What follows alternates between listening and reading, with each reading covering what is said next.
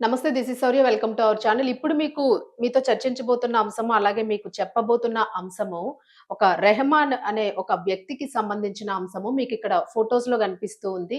రెహమాన్ అనే వ్యక్తి. ఇతన్ని మీరు క్లియర్‌గా చూడండి. అలాగే దీని కిందున్న వార్తను ఒకసారి మీరు చదవడానికి ప్రయత్నం చేయండి. అలాగే మీ అందరి దృష్టికి కూడా ఖచ్చితంగా వచ్చే ఉంటుంది. సొసైటీలో అనేక రకాల అంశాలు జరుగుతూ ఉన్నాయి. అత్యాచారాలకి సంబంధించి. సో, ఈ అత్యాచారాలకి సంబంధించిన అంశాలు అనంటే మనము ప్రకృతిలో 2 రకాల జాతులుంటాయండి. 2 రకాల అంటే మనిషికి సంబంధించినవి 2 రకాల వెర్షన్స్ ఉంటాయి. ఫీమేల్ అలాగే మేల్‌కి సంబంధించినవి. సో, ఫీమేల్ మేల్‌తో ఉంటారు. మేల్ ఫీమేల్‌తో ఉంటారు. ఇది ఒక లైఫ్ సైకిల్ కాంబినేషన్. అంటే సృష్టి రహస్యము అలాగే పెళ్లిళ్లు చేసుకున్న, ప్రేమించిన, పిల్లల్ని కన్నా గూడా ఈ రెండింటి మీద డిపెండ్ అయ్యి జీవితం అంతా కొనసాగుతూ ఉంటుంది మనుషులకి. కానీ మనుషుల రూపంలో ఉన్న ఇలాంటి మానవ మృగాలు ఏవైతే ఉంటాయో వీళ్ళకి పిల్లలతో సంబంధం ఉండదు. ముసలి వాళ్ళతో సంబంధం ఉండదు. అది మనిషా, చిన్నారుల, స్త్రీల, జంతువుల, వృద్ధుల, వికలాంగుల, లేదు అనంటే రెండిటికి సంబంధించకుండా మధ్యలో ఉన్న వాళ్ళ, ఇలాంటివి కూడా సంబంధం లేకుండా వీళ్ళకి ఆ టైంకి ఏది కావాలో, ఏదైతే ఒక కామ వాంఛతోని రగిలిపోతూ ఉంటారో, అక్కడ వస్తువుతోని సంబంధం లేదు. అక్కడున్నది వస్తువా, గోడా, లేదంటే జంతువా, లేదంటే అది చెట్టా, కాగితమా ఏం లేవింక. అక్కడ వస్తువు కాన్సెప్ట్ ఒకటే. కామం. కామం అనే కాన్సెప్ట్ అది అక్కడున్న కామం అనే వాళ్ళ కాన్సెప్ట్‌కి ఆ కాన్సెప్ట్‌లోని ఆ థింగ్ ఏదైనా కూడా వాళ్ళు ఆ టైంలో దాన్ని యూజ్ చేసుకునే ప్రయత్నమే చేస్తారు అని నిపుణులు హెచ్చరిస్తూ ఉన్నారు చాన్నాళ్లుగా. చాలా సంవత్సరాల నుంచి గూడా ఇది మనం చూస్తూ ఉన్నాము. మరి ప్రస్తుతం తీసుకుంటే మనం ఆడపిల్లల మీద అత్యాచారాలు చూస్తున్నాము. అలాగే వృద్ధుల మీద అత్యాచారాలు చూస్తూ ఉన్నాము. రకరకాల అంశాలు చూస్తూ ఉన్నాము. కానీ జువైనల్ హోమ్స్ ఏదైతే ఉంటాయో ఈ జువైనల్ హోమ్స్‌కి సంబంధించి చిన్నారుల్ని పెట్టే హోమ్స్ ఏవైతే ఉంటాయో బాల నేరస్తుల్ని పెట్టే హోమ్స్. ఈ హోమ్స్‌లో గూడా చిన్నారుల పైన అనేక రకాల అత్యాచారాలు జరుగుతూ ఉన్నాయి అని చెప్పేసి మనకి అనేక రకాల కథనాలు వెలువడుతూనే ఉన్నాయి. మరి జువైనల్ హోమ్స్‌లో మనం ఎందుకు పెడతాము? అసలు జువైనల్ హోమ్స్‌కి ఎందుకు చిన్నారులు ఎందుకు వెళ్తారు? వీళ్ళు బాల నేరస్తులుగా ఉంటారు. వాళ్ళ భవిష్యత్తు చిన్ననాటి వయసులో వాళ్ళకి భవిష్యత్తు పాడవకుండా వాళ్ళు చేసింది వాళ్ళకి అవగాహన ఉండదు. ఇది నేరము, ఇది హత్య, లేకపోతే ఇది చేయకూడని పని అని ఇలాంటి అవగాహన వాళ్ళకుండదు కాబట్టి, ఈ అవగాహన కల్పించడానికి వాళ్ళని జువైనల్ హోమ్స్‌లో ఉంచుతూ ఉంటారు. దాదాపు 11 ఏళ్ల నుంచి పైబడిన పిల్లల్ని గాని, ఇలా చిన్నారుల్ని జువైనల్ హోమ్‌కి పంపిస్తారు. మరి పంపించినప్పుడు ఏవైతే జువైనల్ హోమ్స్ ఉంటాయో దీనికి సంబంధించి అక్కడ అధికారులుంటారు. వాళ్ళ పర్యవేక్షణ ఉంటుంది. అలాగే కొన్ని బాలలకి సంబంధించిన హక్కుల సంఘాలు, సంస్థలు ఏవైతే ఉంటాయో వీళ్ళు తరచూ వాళ్ళని టచ్ చేస్తూ ఉంటారు.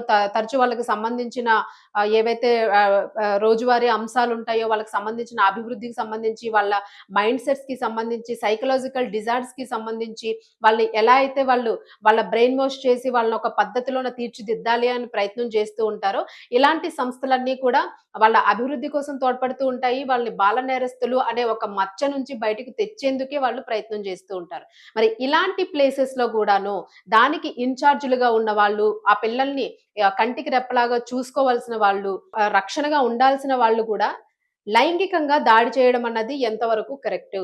దట్ టూ చిన్న పిల్లలు, బాలురు, మగవారు దాడి చేయడము. ఒక మగ వ్యక్తి మేల్ పర్సను మేల్ మీద దాడి జేయడము. ఇది అసలు ఎటుపోతుంది సమాజము? అసలు కామంతో కళ్ళు మూసుకుపోవడం కన్నా ఇంకా పెద్ద పదం ఏదైనా ఉంటే ఇలాంటి వాళ్ళకి వాడడానికి గూడా పదాలు దొరకడం లేదు. మరి ఇలాంటి వాళ్ళని విచారణ పేరుతోని లేదంటే ఇంకొకటి అసలు ఒక్కసారి కేసు ప్రూవ్ అయింది. ఒక్కసారి తప్పు చేశాడు అని అంటే ఇలాంటి వాళ్ళని కఠినంగా వెంటనే శిక్ష అమలు చేయాలి అని చెప్పేసి ప్రజలందరూ కూడా గళమెత్తుతున్న పరిస్థితి. ఎందుకు అనంటే జువైనల్ హోమ్స్ అంటేనే ఆల్‌మోస్ట్ ఆళ్ళకి ఒక పెద్ద శిక్ష లాంటిది వాళ్ళకి. ఎందుకంటే తల్లిదండ్రుల దగ్గర నుంచి దూరమైపోతారు. సో, వాళ్ళకంటూ ఒక ప్రపంచాన్ని ఏర్పాటు చేసే ఒక సర్కమ్‌టెన్సెస్‌లో ఉంటారు గాబట్టి, మరి వాళ్ళ మీద దాడి చేయడము అనేది మాత్రం ఎంతవరకు కరెక్టు అని జెప్పేసి నిలదీస్తూ ఉన్నారు. మరి దీనిపైన అసలు ఎక్కువగా ఇలాంటి అంశాలను నీరు కార్చకుండా త్వరితగతిన ఇలాంటి కేసెస్‌ని హ్యాండిల్ జేసి ఇలాంటి వారికి తొందరగా శిక్ష పడేలాగా చేయాలని కోరుతూ ఉన్నారు. మరసలు ప్రస్తుతానికి ఏం జరిగింది అనేది మనం ఒకసారి చూద్దాము. సో, ప్రస్తుతానికి ఈ అంశం గురించైతే అందరికీ అవగాహనలో ఉంది. హైదరాబాద్‌లోని సైదాబాద్ బాల సదన్‌లో జరిగిన ఈ సంఘటన ఇప్పుడు రాష్ట్ర వ్యాప్తంగా గూడా కలకలం రేపుతూ ఉంది. మరి ఈ ఘటనపై బాలసదన్ సూపరింటెండెంట్ సయ్యద్ అఫ్జల్ దర్యాప్తు, అలాగే అధికారి మైథిలి కూడా మహిళా సూపరింటెండెంట్. సో, ఆవిడ కూడా స్పందించారు. మరి ఈ కేస్‌కి సంబంధించి ఇందులో భాగంగా వాళ్ళు అనేక రకాల వివరాలు సేకరించారు.